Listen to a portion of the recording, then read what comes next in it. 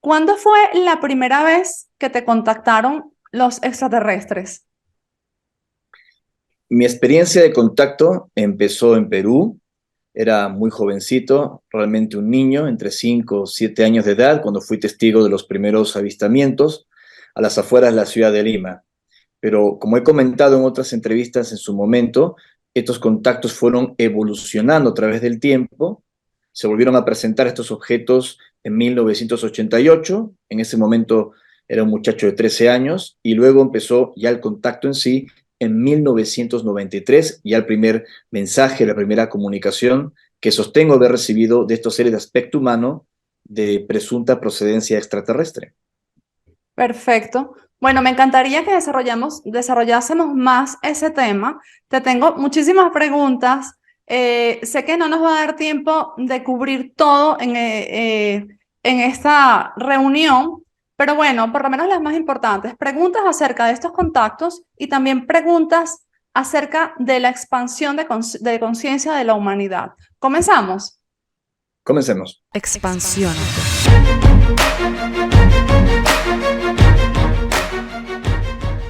Buenos días, buenas tardes y buenas noches, mis queridos expansivos y expansivas allá en donde quiera que se encuentren. Hoy estoy súper bien acompañada de Ricardo González Corpancho. Él es investigador, ufólogo, escritor. Tienes 21 libros, acabas de lanzar el número 21, ¿cierto? Así es. Y es creador de la serie para Gaia, La nave del tiempo. Ha dado la vuelta al mundo más de 100 veces tras la pista de los no identificados y otros enigmas. Y dices algo en tu página que me encanta, y es que esto no es un asunto de creencias, esto es un asunto de investigación. Y me encanta porque solemos referirnos a este tema como algo de que crees o no crees en los extraterrestres. Entonces, muy bienvenido, gracias por estar aquí y vamos entonces a hablar un poquito más de este tema. Gracias por la invitación, Beatriz. A ti por estar. O sea, estoy aquí, de verdad que te voy a confesar algo. Hasta hace unos meses, el tema de los extraterrestres me daba como igual, o sea, me llamaba la atención, pero luego de ver tu serie, que tiene 12 episodios, la vi completa 2 veces en Gaia, te he visto en entrevistas y me quedé como, ¿qué? O sea, ya va, ¿qué es todo esto? ¿Cuánta información hay aquí de valor para el desarrollo de la humanidad? Y quiero decirte que te admiro muchísimo, estoy así tipo fan ahora en este momento entrevistándote, porque me encanta cómo transmites el mensaje desde el amor, porque muchas veces se ha transmitido este mensaje como desde el miedo, como sembrando de alguna forma, sí, temor. Y aunque también te voy a hacer preguntas acerca de lo que nos da miedo de los extraterrestres, pero en tu caso veo que te enfocas mucho en darle de verdad un propósito a estos contactos. No es como simplemente salir diciendo, ay, me contactaron y ya, sino no, esto tiene un propósito y mi manera, o yo te veo así, como que me han contactado y yo tengo que hacer algo bueno con esto, algo positivo con esto, y por eso siento que encajas al 100% con el mensaje que se intenta llevar en este podcast en Expansiónate. Lo primero que quiero preguntarte es, ¿ha sido duro para ti ser un contactado? Es decir, salir un día y decir, yo tengo que contar esto al mundo. Por ejemplo, en tu familia te apoyaban, era como normal, o has tenido que salir como quien dice del closet un día y decir, bueno, ya, tengo que hablar de esto y punto. Desde luego que no ha sido nada sencillo. Como comentaba, este fenómeno fue avanzando paso a paso desde mi niñez, pero yo seguí mi vida normal. Es decir, había contemplado estos objetos en las sierras de Lima cuando era niño, luego la oleada OVNI de 1988, que fue también reportada por otros testigos, mencionada por la prensa, los medios de comunicación de mi país en Perú. Y posteriormente, cuando se dio el contacto al que hacía referencia, es decir, ya la primera comunicación que se dio de forma espontánea de estos seres que sostienen provenir de un sistema estelar vecino a la Tierra, a nuestro propio sistema solar, me refiero a Alpha Centauri. Su estrella más cercana es Próxima Centauri, se emplaza a unos 4,2 años luz de distancia de la Tierra, seres de aspecto humano como nosotros, con otra tecnología, con otra evolución, y que una persona común y corriente eh, que reciba un supuesto mensaje mental que rompe mi cabeza y me dice, somos seres extraterrestres, estamos entrando en contacto contigo. Para mí era un delirio, era un disparate, no era posible. Pero me pidieron que subiera a la terraza de la casa, a lo alto de la vivienda, en una zona residencial de Lima, con edificios y todo, y apareció un objeto rojo brillante que se estacionó sobre nosotros, y hablo en plural porque había subido mi hermano menor, luego mi hermana y mis padres, y todos fueron testigos de ese objeto luminoso que se colocó sobre casa, es decir, una corroboración física. Allí sí, mi vida dejó de ser normal, porque hasta ese momento había vivido estas experiencias, estos contactos, pero ya un mensaje y con una evidencia tan clara de comunicación como esta, anteriormente no la había tenido, al menos así tan categórica, tan escandalosa. Y empecé a investigar el fenómeno, empecé a investigarme a mí mismo y a repetir estas experiencias. Y no fue nada sencillo, ni en el entorno de mi carrera, luego en el trabajo. Posteriormente fui contratado por un laboratorio internacional como divulgador científico, como visitador médico, creo que también se conoce con ese nombre la profesión en otros países, y de hecho me despidieron de la compañía, a pesar de que estaba muy bien considerado por aparecer en la televisión del Perú hablando de estas experiencias. Entonces, tu pregunta es correcta, no es fácil, no es sencillo. Nunca viví esto como algo anecdótico, sabía que era importante, que detrás del fenómeno había un mensaje, algo extraordinario, y empecé a profundizarlo. Y aquí estoy, 30 años después, 30 años de contactos, de investigaciones, de publicaciones, de más preguntas que respuestas, pero creo que las preguntas está la clave. Sí, la verdad es que, bueno, los invito a ver la serie porque allí van a poder expandir más toda esta información y has hecho una investigación a profundidad, pero bueno, increíble. Has hecho un trabajo increíble de todas las personas que te antecedieron porque, bueno, no eres el primer contactado, hay muchos Soy uno de contactados. tantos. Exacto. Y una de las cosas que me llama la atención es el perfil de las personas que, al menos las que yo he visto, son personas como, comunes y corrientes, efectivamente. No sé si ellos han intentado contactar con personas que ocupan ciertos cargos de liderazgo. Me imagino que sí, pero quizás no les ha funcionado porque no quieren exponerse, ¿no? Buena deducción. A ver, como decía, soy uno de tantos testigos comunes y corrientes en el mundo. Y una de las cosas que me preguntaba era, ¿por qué a mí? ¿O por qué a personas como nosotros, que no tenemos mayor influencia, deberían contactar a un general del ejército, a un físico nuclear o un doctor en astronomía de una prestigiosa universidad en los Estados Unidos, etcétera, a un miembro influyente de la OTAN, lo que se les ocurra, no a un ciudadano peruano tan joven? Era un delirio, no lo podía comprender. Luego descubrí con los años, investigando, viajando y hablando con fuentes de alta credibilidad, que sí hubo contactos con ese tipo de personajes, solo que su función es otra.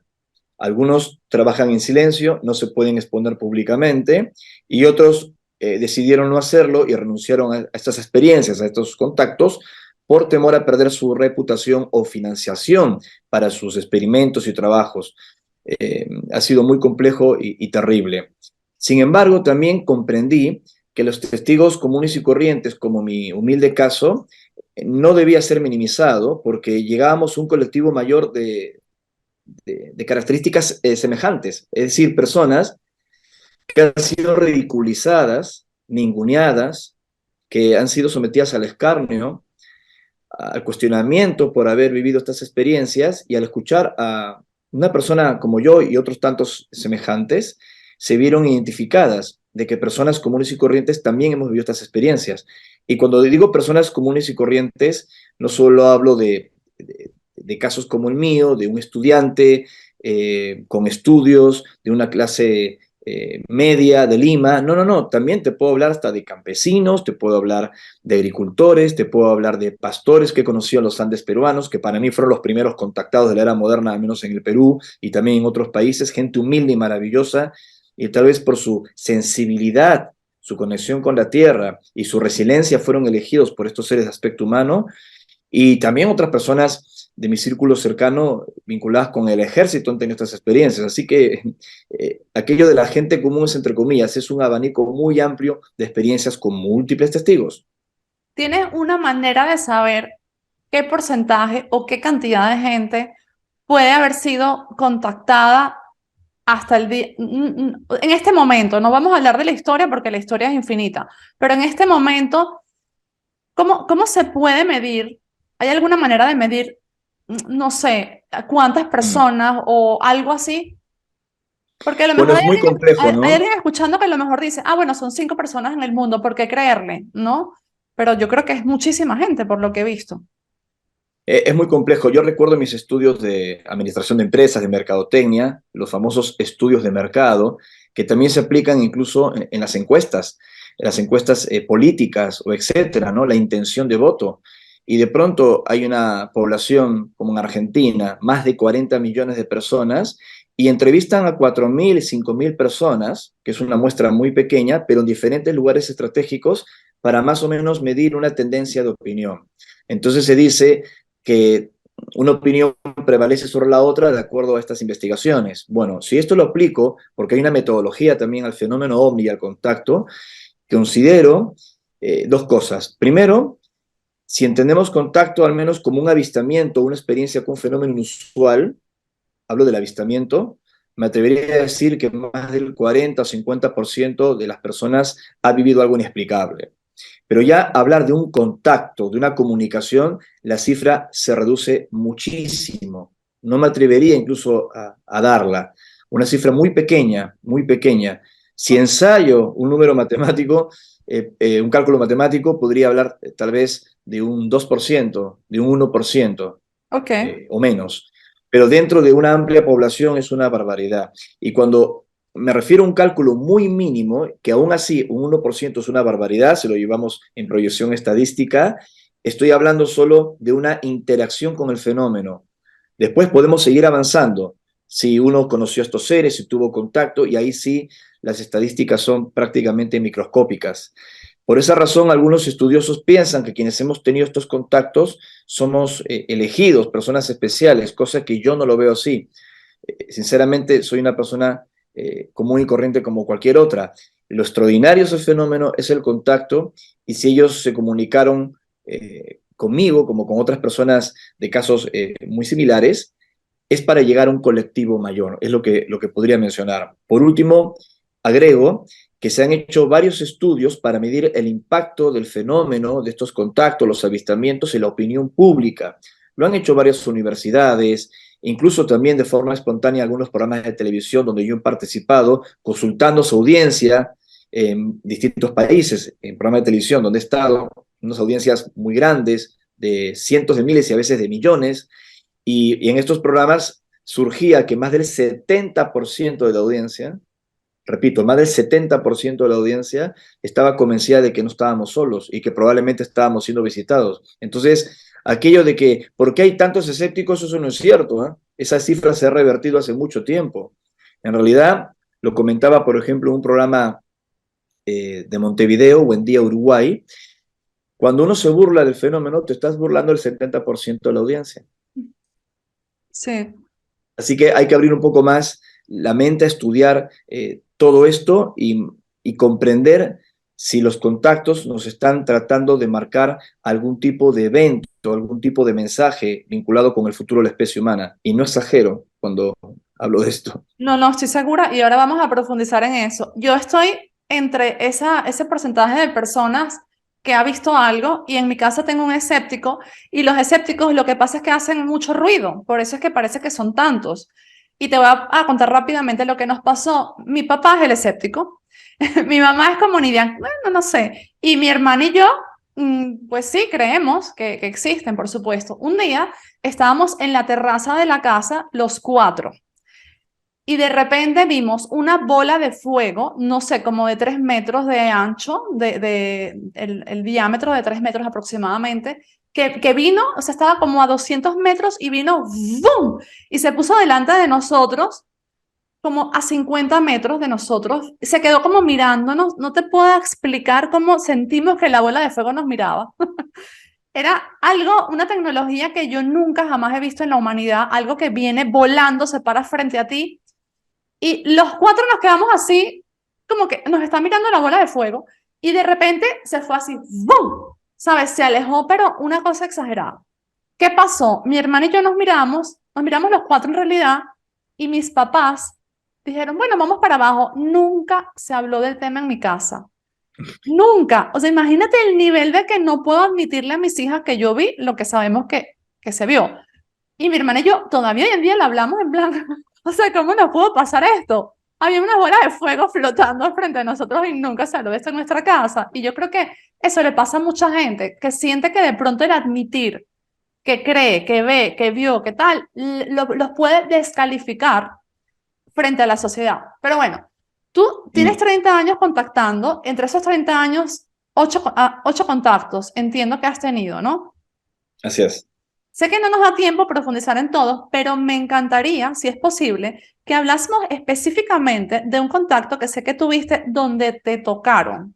O sea, donde este ser, que si puedes describirlo, te tocó, porque creo que eso pasó una vez, ¿no? Sí, sí, ha ocurrido. No es frecuente. Yo la primera vez que vi a uno de estos seres que se presentan como de origen extraterrestre fue el 30 de agosto de 1997 en el desierto de Chilca. Se encuentra a unos 62, 63 kilómetros al sur de la capital, al sur de Lima. Un lugar muy famoso desde los años 60 por historias de avistamientos de ovnis, de luces, pero saltó a la fama el año 74 cuando el periodista español JJ Benítez, el autor de Caballo de Troya, acudió a una invitación recibida por Carlos Paz Wells, Charlie, uno de los hermanos Paz Wells, como Sisto, miembros del grupo Rama en ese entonces, un movimiento de contacto que tuvo mucha repercusión en los 70 y los 80.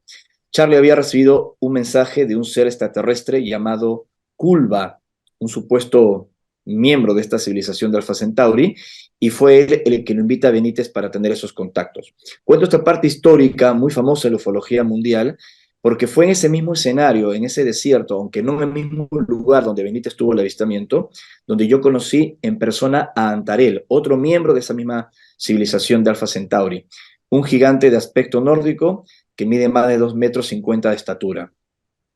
Tuve mucho miedo, pero no porque sintiera algo hostil en la experiencia, sino por, no sé cómo explicarlo, Era desconocido.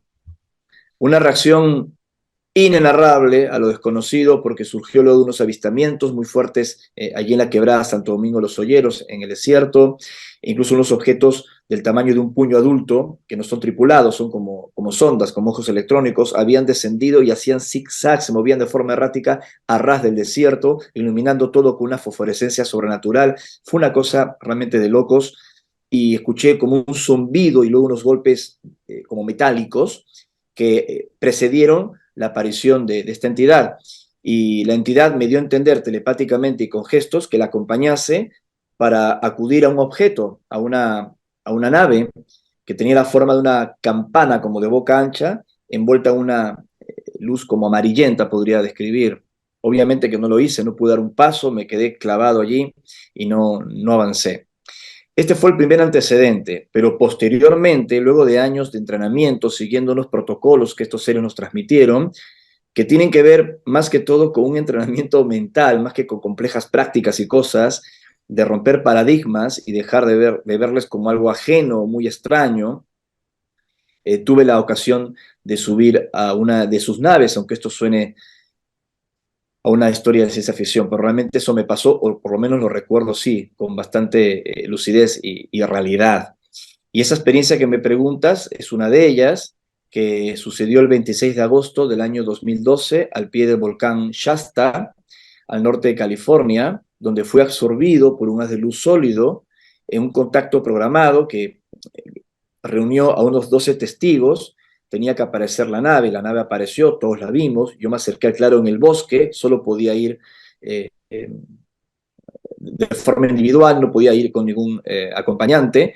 Para estos seres es muy complejo coordinar las reacciones psicológicas, las emociones de múltiples testigos según una experiencia semejante, entonces prefieren trabajar con testigos solitarios o grupos pero muy, muy pequeños, 2, 3, 4 personas, no más, al menos es su modus operandi. Prefieren trabajar con personas individuales y es una norma que ha sucedido en la historia del contactismo. Y pues bien, este haz de luz compacto y coherente me arranca de Sunflat, este claro en Mount Shasta, y me lleva dentro de un objeto que despedía una luz blanca muy brillante, intensa, que parecía salir de todas partes, y en medio de este escenario minimalista surge Antarel, el ser que había visto años atrás en el desierto peruano. Y yo dije, esto no puede ser verdad, de pronto estoy en un holograma o han implantado un recuerdo en mi cabeza, yo estoy desmayado allí en Monte Shasta, en medio del bosque de pinos. Pensé 48.000 cosas en la cabeza, producto del impacto, y el ser, que es gigante, como ya he dicho, se acerca hacia mí y acerca sus manos, perdón, acerca sus dedos de la mano derecha y los apoya en mi pecho. Se agacha para equilibrar la desigual altura, acerca los dedos de su mano derecha y los apoya en mi pecho. Me llega a tocar y me habla en castellano, o sea, no se comunicó mentalmente, telepáticamente, y me dice, Richard. Yo me llamo Ricardo, pero mis familiares, mis hermanos, mis padres, de cariño siempre me han dicho Richard. Y me habla así, me llama así. Me dice, Richard, somos sus amigos, somos sus hermanos, realmente estás aquí. Fue una Guau. experiencia realmente increíble que de hecho, al hilo de lo que estamos charlando, la recuerdo con mucha fuerza, no solo por el contacto, la entrevista con este ser dentro de ese supuesto aparato, sino por lo que me dijo. La experiencia, recordemos, estaba sucediendo en agosto del 2012 y él me pidió viajar a Rusia dentro de 2 años a la zona de Siberia, porque me decía de que Rusia ese año 2014 se iba a implicar en un conflicto bélico internacional y que estuviese en Rusia con mi grupo de investigación en la zona del Altai para comprender la importancia de Rusia en sus decisiones en el futuro del mundo, en el balance de la paz o en el balance del conflicto, y que Rusia tenía las llaves para lograr la paz mundial, a menos que desoyese ese llamado e hiciera todo lo contrario. Bueno, ocurrió la experiencia, yo hablé de la misma en conferencias, publiqué informes en su momento, ¿no? A mediados del 2012. Y en el 2014, cuando viajamos al Altai, la cordillera del Altai en Siberia, fue ese año cuando Rusia invade Crimea y se lo anexa. Y ahí empezó todo el problema que estamos viendo hasta el día de hoy, es decir, que la advertencia de estos seres, sean quienes fuesen, se ha venido cumpliendo a rajatabla. También de alguna manera nos adelantaron 2 años muy oscuros que iban a precipitar ya la guerra en sí, señalándolos para el 2020 y el 2021, que coincidieron, no por casualidad, valga la redundancia, con la pandemia, que tanto ha dividido la opinión de las personas, ¿no? Y curiosamente, después de estos 2 años, eh, ya el conflicto se agravó con la invasión de Ucrania y las agendas, si lo puedo mencionar, que han venido siguiendo tanto los militares rusos como también la OTAN, hay que decirlo todo, ¿no? Y la gente en el medio de todo este conflicto. Y la actividad OVNI se ha incrementado a raíz de todo esto para tratarnos de llamar la atención. Ya los norteamericanos en particular no saben cómo ocultar lo que está pasando, más allá del derribo del globo chino y del derribo probablemente, si es que lo hubo, ¿no?, de otros aparatos de clara manufactura humana, o drones, o globos espía, o confusiones con globos de radioaficionados, lo que se les ocurra, pero están tratando de encubrir la actividad OVNI que no tiene explicación de ningún tipo y que podría corresponder a estos seres que están llamando nuestra atención, que dejemos de jugar con fuego porque estamos a puertas de precipitar algo muy grave. Así que ese contacto que me consultas fue como el punto de partida de estos mensajes y estas informaciones y estas confirmaciones. Tú dices que ese contacto fue agendado. ¿Cómo o planificado? ¿Cómo se planifica eso? Es decir, ellos te transfieren esta información de manera telepática y tú sabes que de pronto tal día a tal hora tienes que estar allí.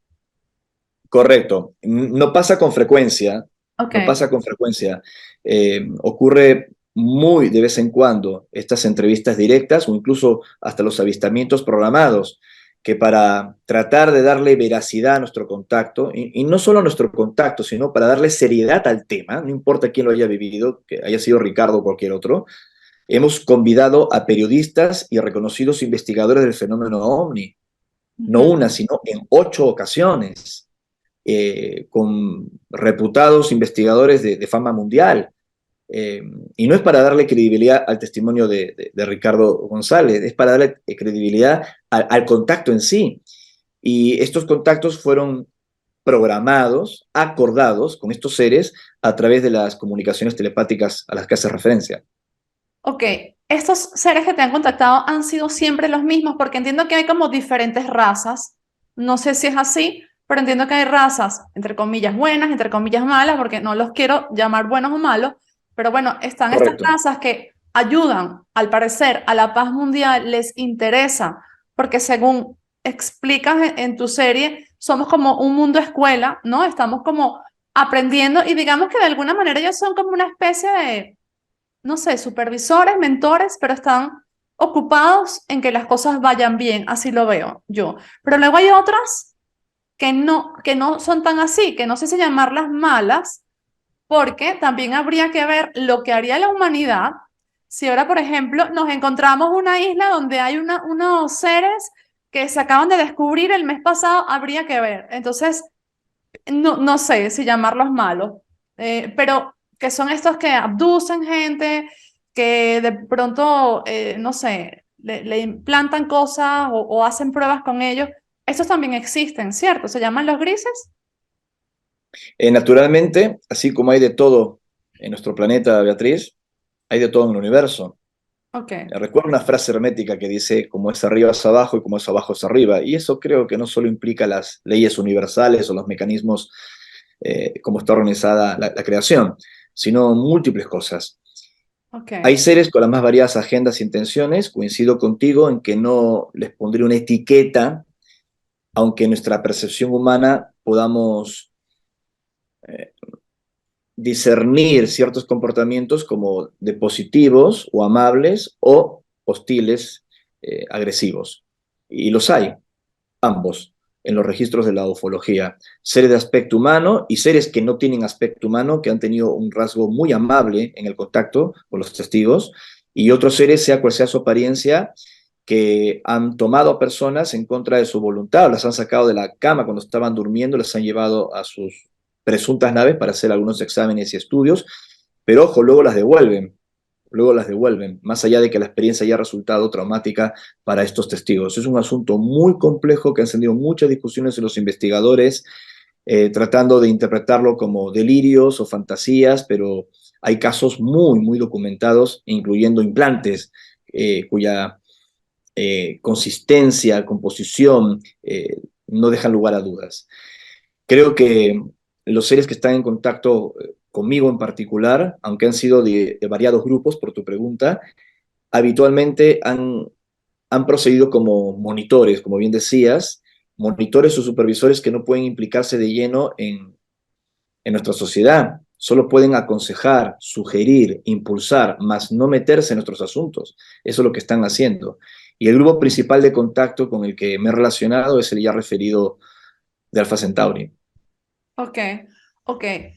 Sabes que cuando se habla de la historia de la humanidad, bueno, a veces se habla de 6.000 años atrás, 12.000 años atrás. Por todo lo que yo he leído e investigado, se podría hablar de cientos de miles de años atrás. Se han encontrado objetos supuestamente hechos por el hombre de hace muchos años atrás. No sé si has seguido el trabajo, por ejemplo, de Greg Braden, donde pareciera que, como dice un amigo mío, cada 12.000 años nos ponen a remojo, ¿no? Ahí, bueno, digamos, glaciaciones. El punto es que esto no viene, nuestra historia no empezó hace 6.000 años atrás, creo que ahí podríamos estar de acuerdo. No, absolutamente. Eh, Conozco el trabajo de Greg, como también el de Graham Hancock y de otros estudiosos, de Javier Sierra en España, que también escribió un libro maravilloso en busca de la Edad de Oro. Estoy convencido, al igual que ellos y otros tantos investigadores, que existió una era perdida en nuestra historia, que desde luego es mucho más antigua que Egipto o Sumeria. Sumeria por los 6.000 años de antigüedad a los que hacía referencia, ¿no? Esa supuesta primera gran civilización emplazada en Mesopotamia, en el río Tigris y el Éufrates, ¿no? Por eso Mesopotamia significa entre ríos, pero no, ahí no empezó todo, es mucho más antiguo. Y yo lo conozco bien como peruano porque tenemos leyendas ancestrales que Mm. hablan de Hatun Pachamama, que me recuerda la Kashkara de los indios Hopi. Se hablan de destrucciones, de grandes inundaciones, de que el cielo se puso negro, probablemente por un invierno nuclear, y que sobrevivieron los hombres y mujeres de aquel entonces y tuvieron que empezar prácticamente de cero. Esto lo atesoran las leyendas de la cosmovisión andina. Así es que para mí no es ninguna sorpresa, esto se sabe desde siempre y hay autores que lo vienen mencionando incluso desde el siglo XVIII, del siglo XIX, solo que estamos reescribiendo, reinterpretando con las últimas investigaciones todos esos trabajos a los que la Academia Ortodoxa, la arqueología más conservadora, mira de reojo, ¿no? A veces con cierto desprecio. Estoy Exacto. convencido de que hubo destrucciones cíclicas, que nuestra historia es mucho más antigua y que tenemos que encontrar el mensaje de por qué ocurrieron esas destrucciones. Si es que son cíclicas como parte de un cambio de piel del planeta, si es que nosotros las provocamos, si es que hay un borrón y cuenta nueva de las especies que se van formando en el planeta, hay muchas preguntas, pero todo ello obviamente apunta a nuestra experiencia de aprendizaje, a nuestra evolución y a una mejor convivencia entre nosotros y el planeta, la mamba pacha, como decían mis ancestros. Y creo que en ese aspecto no estamos haciendo muy bien los deberes. Ya, allí quería ir. Parece que la autodestrucción es cíclica porque nuestra percepción como humanidad, me atrevo a decir que la mayoría de la gente piensa eso, no sé si es así, pero es como que vamos evolucionando, vamos, por ejemplo, creando cosas, tecnología, por ejemplo, y que estamos en el punto máximo ahora del que ha estado la humanidad. Sin embargo, hay hallazgos de que probablemente hemos estado en puntos superiores, no lo sé. Mi pregunta aquí es, ¿crees que esos puntos superiores en los que hemos estado o puntos tecnológicos similares al de ahora, aunque no haya manera de demostrarlo solo con estos estudios que ustedes hacen, que tú investigas, ¿crees que eso haya sido de pronto ayudado por razas extraterrestres que que se hayan logrado grandes avances tecnológicos con la ayuda de estas razas y que haya sido demasiado? Es como darle un juguete a un niño, que el juguete es un cuchillo, ¿sabes? Que haya Mm. sido demasiada la ayuda y que nos hayamos autodestruido y nos haya tocado volver a empezar, porque hay una de las historias que dice algo de que hubo demasiado y hubo autodestrucción. Bueno, aquí hay varios puntos. Los podría contestar como testigo de contacto con Ujú. informaciones que estos seres han transmitido y que son, hay que decirlo, en gran medida incomprobables. Ok, Eh, por otro lado, me puedo amparar en la investigación, que es lo que yo trato de combinar y ver hasta dónde las afirmaciones de estos seres podrían tener una base. ok, Voy a combinar un poco ambas vale. informaciones. Porque, ¿qué sucede? Y es como una autocrítica que siempre hago, ¿no? Los testigos de contacto, los sensitivos, los canalizadores, a veces recibimos información y la damos 100% cierta y la comentamos a la gente. Esto lo recibí, esto me dijeron, yo recuerdo que estuve allí, yo recuerdo todo lo que pasó. Y luego, cuando tú empiezas a comparar esas informaciones con las de otras personas que dicen lo mismo, encuentras graves contradicciones. Entonces, ¿cuál es la explicación? ¿Será que una persona recuerda perfectamente todo y todos los demás son charlatanes? ¿O es que algo está sucediendo que produce confusión? Porque también hay que recordar que cuando uno recibe, canaliza, percibe, pasa por su filtro previo de conocimiento. Es lo que Claro. llamaríamos un sesgo cognitivo. Ujú. Por eso es muy peligroso en el mundo del contactismo, de la canalización, basarse única y exclusivamente en que esto es verdad porque me resuena.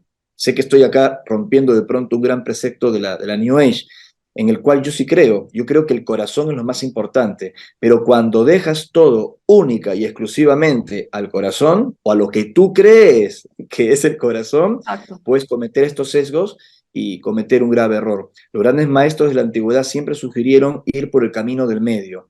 Eh, Pensar que no es un acto intelectual del cerebro, es sencillamente el juicio de las cosas, de ver con detenimiento las cosas, eso es pensar. Y tiene que ver también con el malentendido corazón. Hecho este prólogo, obviamente que basado no solo en el contacto, sino en aquellas cosas que hemos podido contrastar, hay civilizaciones y culturas que ponen en entredicho el origen de la civilización en Sumeria o en Egipto. En Perú, mi país, en Caral, hay pirámides más antiguas que las de Egipto. Y de hecho, si vamos a Turquía, vamos a encontrar la desconcertante Gobekli Tepe, que es muy, muy antigua. Y basándonos en leyendas, en mitos y también en algunos hallazgos, podríamos retroceder hasta mucho antes del final de la era del hielo. Probablemente podríamos encontrar culturas que vivían de forma organizada hace cientos y cientos de miles de años. Y aquí me pregunto si la historia egipcia de la Atlántida, ¿por qué es egipcia? Se la transfieren a Solón. Solón luego la comparte en Grecia y llega a oídos de Platón, que la publicará en sus diálogos, el Critias, el Timeo, la República, si se basa realmente en algún imperio real, desconocido, anterior a la última gran destrucción, como la ya citada Kashkara de los indios Hopi, la Hatun Pachamama de mis ancestros peruanos, o la perdida Jiva de los Rapanui, de la isla de Pascua, y así podría continuar. Entonces, estoy convencido que existieron muchas civilizaciones muy antiguas, tal y como describen los mensajes de contacto, como defienden las despensas abiertas del esoterismo y como algunos hallazgos al menos sugieren podrían haber existido. No tengo ninguna duda. Y, como decíamos, la desaparición cíclica tal vez de estas civilizaciones o culturas, como lo defiende la tradición Hopi, que es cíclico, pone en manifiesto el aprendizaje del hombre, cómo reacciona ante estas purificaciones del fuego, de la tierra o del agua o lo que venga, y cómo salimos hacia adelante.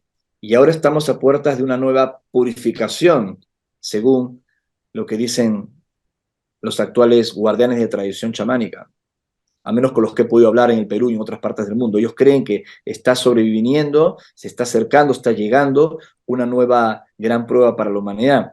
Y esta vez piensan, y esto coincide con los mensajes de contacto, que nuestra evolución no se tiene que basar en el dolor. Bueno, fue terrible, fue una tragedia, fue una catástrofe, pero rescato lo positivo de todo esto. Es lo que siempre decimos cuando nos ocurren cosas a nivel personal o a nivel planetario. Ahora el mensaje es: avanzamos por conciencia y por amor, no porque la pasamos mal. Y para que eso ocurra, tenemos que sembrar nuevas causas que generen efectos distintos en el futuro de la especie humana. Quedé un poco confundida ahí. ¿Tú crees que esta vez estamos haciendo los deberes bien? Es decir, ¿tú crees que esta vez nos estamos expandiendo desde el amor o porque se escuchan muchas cosas? A mí esto me recuerda un poco los años 90 cuando estaba de moda aquella serie de invasión extraterrestre. Los de nuestra generación van a saber de qué hablamos, los demás no van a tener idea, pero era una serie de extraterrestres horrible. Entonces, bueno, al menos yo la recuerdo así. Eh, pues aquí, como se dice en Venezuela, tiré la cédula contra el piso. Aquí dejé edad. Pues se escucha que va a haber avistamientos, por ejemplo, ahora en marzo que va a cambiar todo. Hay terremotos, hay movimientos de tierra. Se habla incluso, y también me gustaría saber de tu opinión acerca de esto, de un cambio de polaridad magnética del planeta. O sea, pareciera como que de repente todo se empieza a mover y eso no sé, a mí me pone como, me pone a preguntarme, ¿estamos haciendo las cosas bien? O sea, ¿por qué está pasando todo esto? Si yo siento que por un lado, a partir de la pandemia, sí estamos como más expandidos en amor, pero bueno, por otro lado, hay una guerra en este momento, otra, ¿no?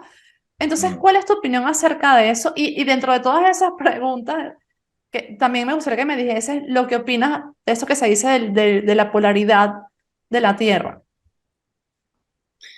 Muchos temas para comentar. Yo creo que debemos ser muy cautos y cuidadosos para interpretar todo lo que está pasando en el planeta y en la humanidad, que definitivamente hay una pugna de fuerzas, al menos es una de mis conclusiones.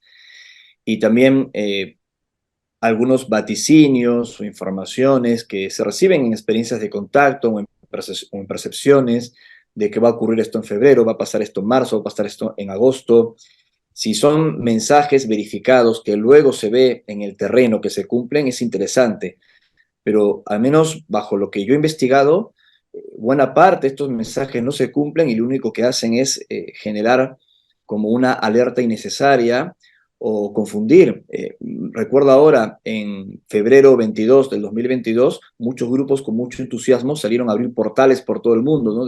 La puerta 22 o algo así, que iba a entrar la luz, que iba a ser maravilloso, y a las 24, 48 horas estaba entrando los ejércitos de Vladimir Putin a Ucrania, ¿no?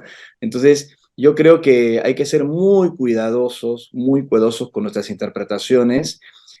Cuando la gente se reúne a meditar por la paz mundial, enhorabuena, fantástico, pero hay que desprendernos, creo yo, de exóticas interpretaciones que no tienen ningún asidero. Dicho esto, en mi último libro, Tierra 2, varios de mis lectores quedaron sorprendidos porque decían, caramba, Ricardo, en este libro está siendo muy severo con el análisis de lo que está pasando en el planeta, que traté de enfocarlo no solo desde el contactismo, sino a través de los cambios climáticos, que también hay una discusión tremenda al respecto, por cierto, de la geopolítica, de las profecías, desde Nostradamus a Benjamín Solari Parravicini, hice todo un estudio al respecto y llegué a una conclusión personal, que no estamos haciendo las cosas bien.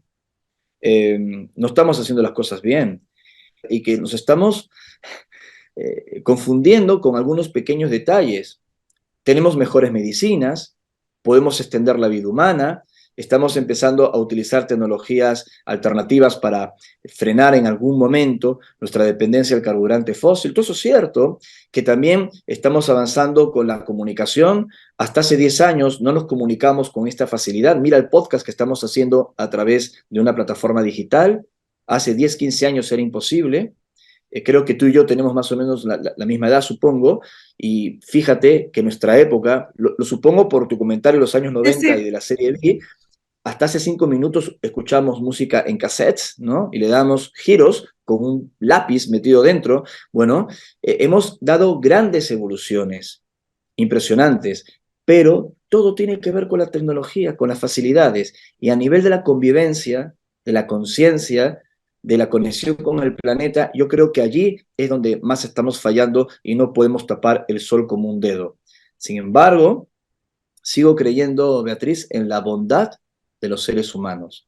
Creo que sigue habiendo dentro de todo más bien en nosotros que todos estos errores que tienen mayor difusión, desde luego. No estamos haciendo las cosas bien, pero creo que podemos sembrar, como decía, eh, nuevos momentos, otras causas que generen efectos distintos en el futuro. Ok. Desde tu punto de vista, ¿qué tenemos que hacer? Y de los mensajes que ellos te han dado para hacer las cosas bien. Más amor, ¿cierto? Empatía.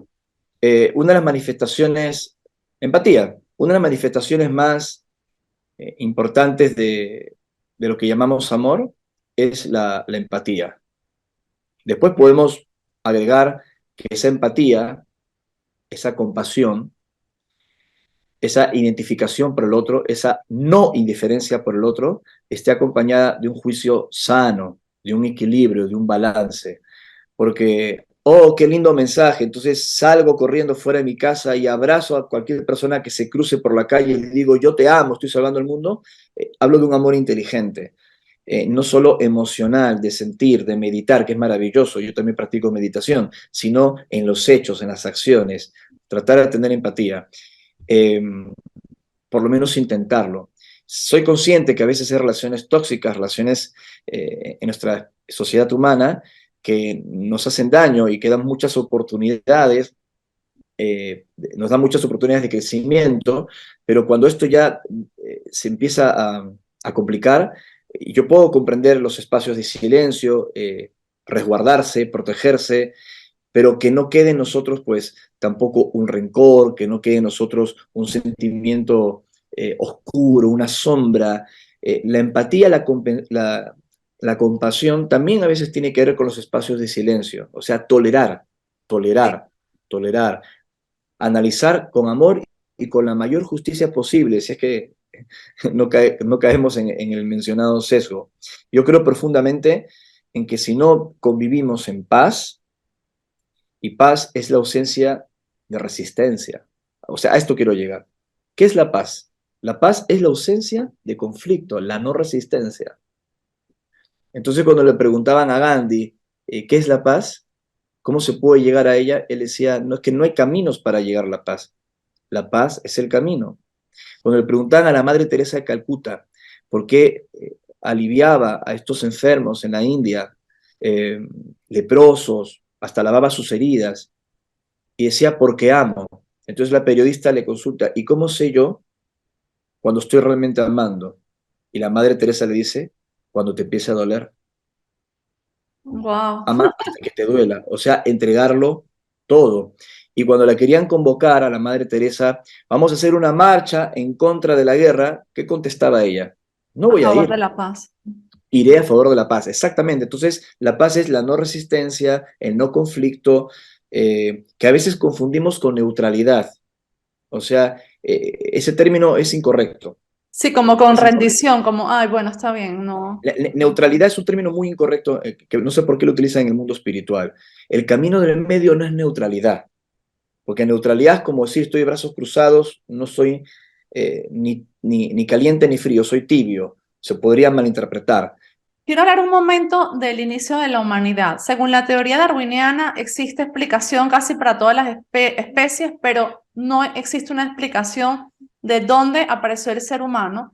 Y todos los estudios que se han hecho del ser humano, según lo que yo he visto en lo que otra gente ha estudiado, siempre hemos sido prácticamente iguales. No se ve como, bueno, primero tenían, como nos los quieren enseñar en la escuela, no es así. Primero eran así, se supone que luego era así, pero hay un eslabón ahí perdido. Y en realidad todo lo que se ha encontrado, según lo que he visto, demuestra que siempre hemos sido iguales, como si nos hubiesen sembrado. Y te estoy hablando de esto porque sé que de alguna forma tú, pues en tu serie, hablas de que algo así fue. Y no quiero profundizar tanto ahí, sino en el tema de la reencarnación, que es un tema muy tocado Mm. en este episodio, en este podcast. Si eso fue así, o sea, como que nos sembraron, no sé, según la información que tienes, fueron ellos, ¿no? Porque somos un planeta escuela, ¿cierto? Así Ok. es. ¿De dónde vienen esas almas? Porque cada vez hay más gente que pintan aquí los animales, tienen alma, no tienen alma, porque yo he entrevistado medium aquí que contactan con el más allá y estos animalitos están allá, por ejemplo. Pero bueno, los animales, las personas, reencarnamos porque no cumplimos, no terminamos, volvemos para seguir. ¿De dónde vienen esas almas? Porque cada vez hay más. Es verdad eso de que volvemos para, digamos, para seguir evolucionando, seguir aprendiendo. ¿Qué sabes tú de eso? Ante estas dos reflexiones, dos aproximaciones mías, dos respuestas posibles. Primero, sobre la evolución, contesto con una pregunta para la gente que está escuchando este podcast. ¿Cómo se explica entonces, si es que todas las teorías de la evolución de las especies es correcta, que se hayan encontrado rastros de dinosaurios acompañados de pisadas humanas en río Paluxy, Glen Rose, Estados Unidos? ¡Ah! No sabía ¿Acaso eso. los dinosaurios no se extinguieron hace 65 millones de años? ¿O es que algunos sobrevivieron o tenemos una mala datación, una mala interpretación de esas huellas que son posteriores en el famoso Dinosaur Track o Trail que está en Estados Unidos, por citar uno de tantos casos, o en Utcubamba, en las selvas de Perú, donde aparece aparentemente unos cazadores tras un dinosaurio en Wow. Utcubamba, en un No arte sabía. rupestre. Entonces, podría seguir con una serie de detalles que llaman la atención y que ponen en entredicho. Es más, mientras estamos ahora mismo, hay conmoción por un hallazgo de grupos neandertales que vivían perfectamente organizados, rompiendo completamente lo que hasta hace 5 minutos pensamos sobre ellos. Yo sería un poco más prudente a sorprenderme con los hallazgos que ponen los puntos sobre las sillas de cómo fue realmente la evolución de nuestra especie humana. Dicho esto, sobre la posibilidad de encarnar en diferentes mundos o en diferentes cuerpos en este planeta, aquí ya entramos nuevamente en los en los terrenos de lo incomprobable, al menos dentro de los cánones ortodoxos racionales, que no siempre se pueden ajustar a estos temas espirituales. Creo que la evidencia empírica, basada en las experiencias de múltiples personas en todo el mundo, cuyos testimonios de experiencias cercanas a la muerte, de vida después de la vida, coinciden a la perfección, ponen en manifiesto de que no solo existimos en esta cortita experiencia humana, este suspiro, que como creían las comunidades ancestrales, al menos en el Perú, los pacos andinos lo creen así, esas creencias también las encontramos en el Antiguo Egipto, en México, en varias civilizaciones de la antigüedad, que volvemos al cosmos, a algún lugar del cosmos, y venimos de allí, al menos como alma, como luz. Esto también abre un debate, si es que venimos de otros mundos, en esa acepción literal que podríamos entender, o si venimos de estanques cósmicos como fuentes de la creación, como lo que explico basado en experiencias de contacto en nuestra serie, en la nave del tiempo. Como sea, los mensajes dicen que tenemos diferentes vidas, no solo en este planeta, sino en otros mundos, mundos escuela, mundos de aprendizaje, y que la muerte no existe. Sencillamente es el cese, el fin del cuerpo físico y la transformación. Salir de la crisálida para vivir en otro lugar. ¿Crees que es el mismo caso para los animales? Yo creo que sí, aunque dentro de lo que se enseña en el esoterismo, y también en algunas comunidades chamánicas, los animales no tienen una conciencia totalmente individual, lo que se llamaría una mónada, sino más bien tienen una evolución colectiva, tienen una Ok. evolución colectiva, a diferencia del ser humano cuyo espíritu ya procesado, que se ha forjado en las fraguas de muchas encarnaciones y planetas escuela, es como distinto. Pero yo comparto de que hay una ánima en las especies animales, no solo tienen esa característica tan especial, producto de su biología y todo lo que se estudia la ciencia, creo de que tienen también un influjo, un espíritu, sin ninguna duda. Ahora, realmente es un tema controvertido, ¿no? Porque hay algunos canalizadores, algunos presuntos contactados que se les ha muerto la mascota, el gato o el perro, ya recibió comunicaciones del gato y el perro, ¿no? Ujú. Entonces, esto es un tema muy por ejemplo, Aurelia Lois Jones, una canalizadora canadiense que se aficó en Monte Shasta y que popularizó el nombre de Telos, que es un nombre que ella pues acuñó a la supuesta ciudad subterránea de Monte Shasta. Aunque se conocía el lugar con otros nombres, cada vez que llega un contactado, un canalizador, la bautiza con otro nombre. ¿No? Es una cosa muy curiosa. Y murió su gato y recibió un mensaje de su gato del más allá. Ok. Entonces, Wow. ante todas estas cosas, los escépticos se jalan de los cabellos, pero separando el agua del aceite, yo sí creo que los humanos tenemos una vida después de la vida y tampoco excluyo la ánima, el espíritu de los animales. Ellos también están experimentando. Yo no los alejaría de esa Ok. interpretación. ¿Crees que hay extraterrestres entre nosotros que parecen humanos, pero no son? ¿Eso es posible? Absolutamente, O sea, absolutamente. eso es algo que aseguras. 100%, 100% desde mi experiencia personal y de lo que estos seres nos han transmitido. Seres que o pueden asumir una apariencia como la nuestra, que es una infiltración temporal, Ok. temporal, porque sus rasgos son muy semejantes o pueden mutar su apariencia, que tienen una capacidad fantástica para mutar su apariencia, mutar la apariencia de sus naves, o sea, lo pueden hacer, e infiltrarse como cualquier paisano en Madrid o en Caracas o en Lima o en Buenos Aires, lo pueden hacer, o la infiltración, y aquí entramos en un tema mucho más controvertido, la infiltración total, y es la mejor de todas, la más secreta, que es nacer como humano y vivir como humano. ¿Se entiende? Sí, claro. ¿Y Eh, ellos saben que son extraterrestres? eh, de acuerdo a esta información, nunca llegan a recordarlo todo, tienen sensaciones que Ok. son imposibles de verificar, pero durante su aprendizaje y durante su proceso, su ilustración humana, tienen como unos destellos Ok. hasta que se marchan y ya integran esa información de su aprendizaje humano a su lugar de procedencia. Es lo que el prolífico ufólogo y escritor norteamericano Brad Steiger llamaba Star People, Star People. De hecho, a raíz de su libro, Gente de las Estrellas y Dioses de Acuario, se inspira posteriormente la teoría de los niños índigo, basada en su trabajo y sacada de contexto. Pero obviamente detrás de todo esto, o sea, escarbando, escarbando, escarbando, vas a encontrar la fuente de la información. Y él se basó, Steiger, en las creencias de los indios Zuni, los indios Hopi norteamericanos, para comprender de que en ciertos clanes nacían seres de las estrellas, los Star People, y vivían Ok, entre los humanos para vivir su propia ilustración humana. Es increíble, este es otro tipo de infiltración mucho más compleja. ok. Y los que sí son adultos, ¿con qué finalidad? O sea, los que sí son adultos y saben que son extraterrestres porque lo están haciendo a propósito, ¿con qué finalidad se infiltran entre nosotros?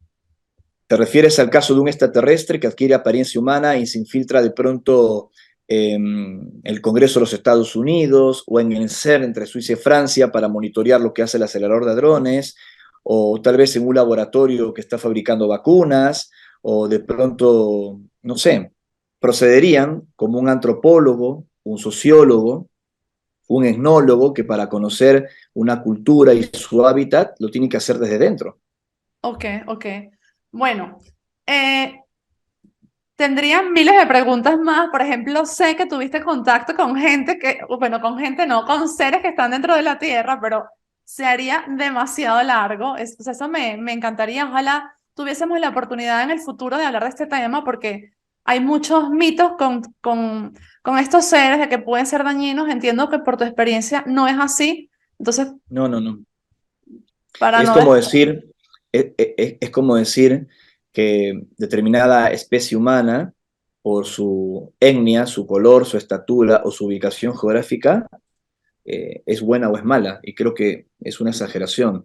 Hay de todo en el cielo, como hay de todo en la tierra, como hay de todo en la superficie. Yo no haría ninguna generalización, para nada. Ok. Es Bueno, más, ojalá en el... el primer gran intraterrestre, por decirlo de alguna forma, fue Jesús, que no nació en un pesebre, ese fue un invento de San Francisco de Asís, nació en una cueva. ¿Oh, sí? Ok. ¿Tú consideras que Nació en Jesús una cueva donde se tenía... refugió la familia sagrada porque estaban siendo perseguidos. Me refiero al simbolismo de la cueva. Así que cuando hablamos del mundo subterráneo de las cuevas, no nos tiene que llamar la atención. Por ejemplo, cuando llegamos al edificio y estacionamos nuestro automóvil en el sótano, estás en el mundo subterráneo, Sí, estás bajo la superficie. Y sí, eso habla de tus intenciones. O sea, yo trataría de discernir, porque hay muchas leyendas que hablan sobre esto de forma muy amplia.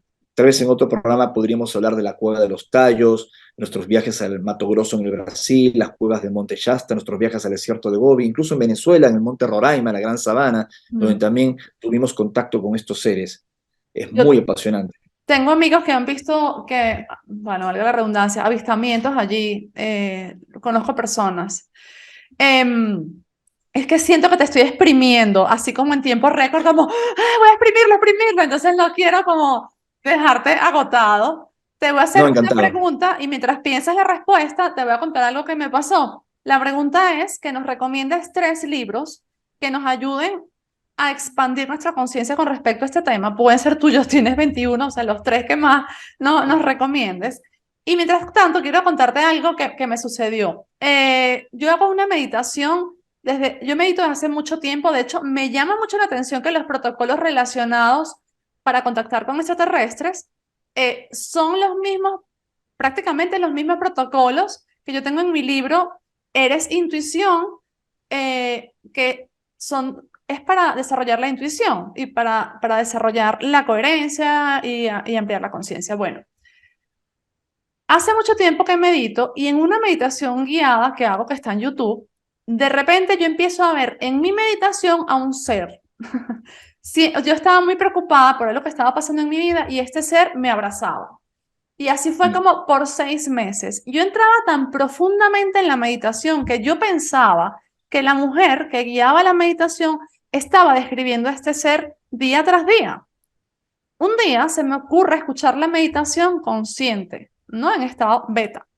Y de repente me doy cuenta que este ser no es mencionado. De hecho, yo lo sentía como que estaba ahí, que me abrazaba en serio. Este ser no se menciona. un día estoy entrevistando a una persona aquí que se llama Georgette Rivera y me dice, vea, eso es un pleiadiano, búscalo en internet y verifica si se parecen algo a lo que tú veías. Y lo que yo veía era un hombre muy alto, como te diría, sí, efectivamente como 2,5 metros, no sé. No puedo saber si era esto. ¿Tú crees que eso podría haber sido posible? Que estos seres, cuando sienten el dolor de una persona, intenten ayudarla en un estado meditativo. Sí es posible. Obviamente ya identificar su lugar de procedencia solo por su apariencia es muy difícil porque, como sabrás, en el contactismo ya se creó como una tipología, un prototipo de que los pleiadianos son altos, de tez blanca, rubios, casi angélicos, y no siempre es así. Las Pléyades es una agrupación arbitraria de estrellas, la constelación del Tauro, y tiene cientos de planetas. De acuerdo a los mensajes del contacto, más allá de la astronomía, lo que sabemos a nivel de la ciencia, con múltiples civilizaciones con distintas apariencias e intenciones, ¿no? Ok, Entonces yo no haría una generalización de las apariencias, pero hecha esta observación, tu experiencia ha sido muy hermosa, y si es factible que estos seres durante una práctica de concentración, meditación, se puedan manifestar y asistir, sean quienes sean. No siempre pueden ser de procedencia extraterrestre, también hay entidades vinculadas con unas inteligencias que moran en este espacio, pero vibran en diferentes frecuencias de tiempo, como seres de luz, que tú los puedes interpretar o te pueden mostrar como seres muy humanos parecidos a ti. Linda tu experiencia, ángeles, por hermosa. ejemplo, ¿no? Lo que en la antigüedad llamamos ángeles, tal vez, claro que sí. Ok, que por Los cierto, Malak o Malaki, el lado oculto, incomprensible de Dios. ok, que por cierto, cuando describes en tu serie, yo invito a todos que vayan a verla porque es espectacular. Gracias. Echas el cuento de Maya, no sé qué me pasó, desde que comienza la historia hasta que termina la historia, Maya es un ser de luz que él Sí, menciona en su serie. Yo tuve como la piel erizada constantemente desde es que un empieza digno la historia. ejemplo. O sea, yo decía, Es ¿qué un me digno pasa? ejemplo de lo que te acabo de decir, es eso que me sucedió con esa entidad femenina que se presentó como Maya, correcto. Wow, impresionante. Bueno, 3 libros que nos recomiendes. Oh, podría sugerir muchos, pero a ver, espontáneamente, sobre vida después de la vida, de que la muerte no existe, y hay un mensaje maravilloso, sugiero el libro de mi querido amigo, el periodista español JJ Benítez, Estoy bien. Ok, Sobre la etapa que pasamos de la pandemia, de la confusión, de la oscuridad, de esa pugna de opiniones y circunstancias, me encantó un libro de otro periodista y escritor español, Premio Planeta, Javier Sierra. El libro se llama El mensaje de Pandora. ok. Y un tercer libro, puedo sugerir uno mío, Tierra 2.